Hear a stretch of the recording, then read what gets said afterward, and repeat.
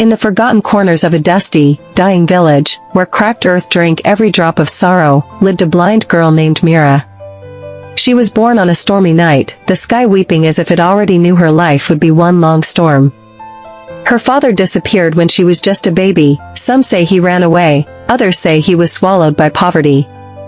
Her mother, Radha, raised her alone, doing odd jobs, washing clothes, sweeping streets, begging when no one offered work. They lived in a broken hut made of sticks and plastic, beside a garbage dump where wild dogs fought for food. Mira had never seen light.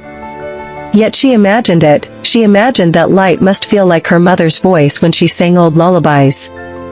She imagined colors like emotions. Red was anger, blue was hunger, and gold was hope, which she rarely felt. Her blindness was not what broke her, it was how the world treated her because of it. Children mocked her, calling her names. Once, someone gave her glass shards instead of sweets. Another time, they tied tin cans to her legs and laughed as she stumbled. Her mother would weep in silence, then whisper, "You have eyes in your heart, Mira." That's more than they'll ever have. Mira's greatest wish was to go to school. She would sit near the school fence, fingers tracing patterns in the dirt, listening to the distant voices of children repeating alphabets.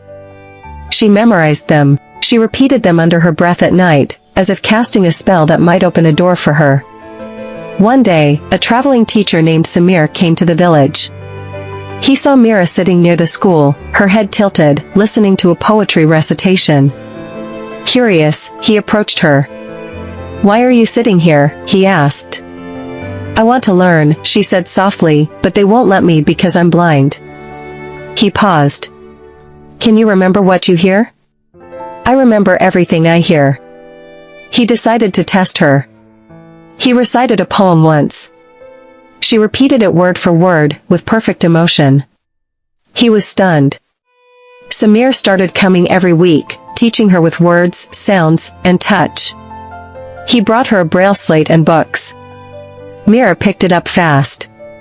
Her mother's eyes shone with pride for the first time in years. But the world was not kind for long.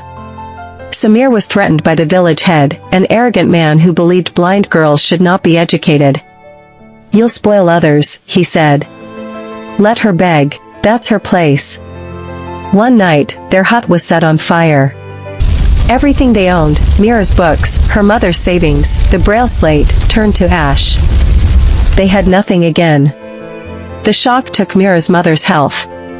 Within weeks, she was gone, leaving Mira completely alone. At just 11 years old, blind, homeless, and heartbroken, she sat beside the remains of her hut, holding the burnt piece of her book like a lifeline.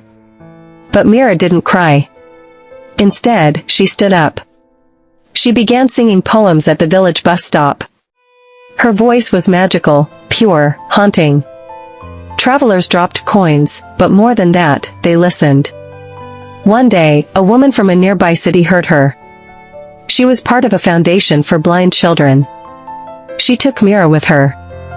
Years passed. Mira became a voice on the radio, a blind girl who recited poetry and told stories that made people cry. She built a school for blind and poor children, named after her mother, Radha. She returned once to her village, not to curse it, but to forgive it.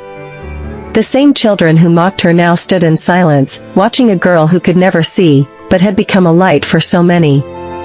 And every night, before sleeping, Mira would whisper to the wind, "Ma, I see now. Not with eyes, but with the heart you gave me."